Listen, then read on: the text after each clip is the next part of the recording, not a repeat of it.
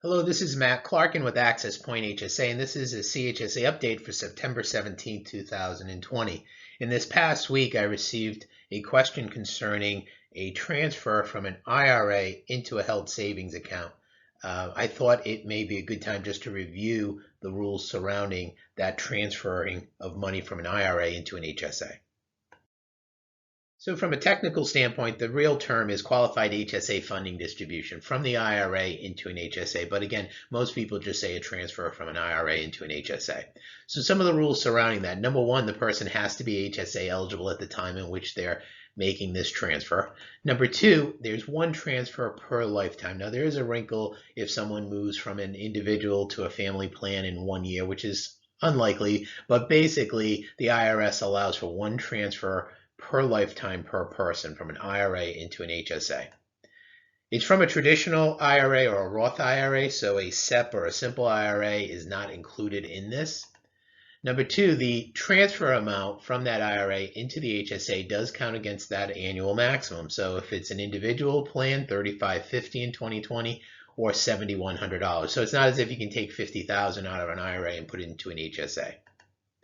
Transfers relate to the year in which the distribution is made. So the year in which the transfer or the distribution is made from the IRA to the HSA is the year in which it counts. There's no backdating those amounts as you can in some cases with other contributions. And the HSA owner is subject to the testing period from the time in which they make that contribution into the HSA from the IRA. So looking at that testing period, here we have Denise on August 10, 2019. She completes a transfer to the HSA from the IRA. Her testing period, the period in which she has to remain HSA eligible, runs through August 31st, 2020. So it starts at that first day of the month in which you make the transfer and follows right through the next year, right to the end of that month.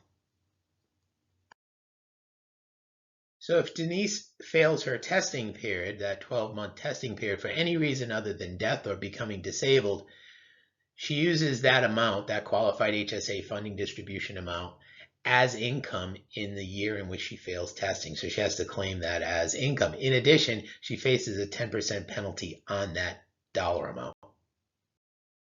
So that's a real quick look at that question concerning the transfer from the IRA to the HSA. In the next CHSA update, which will be early next week, we'll take a look at the reasons someone might want to move money from an IRA to an HSA and some of the pitfalls in doing that.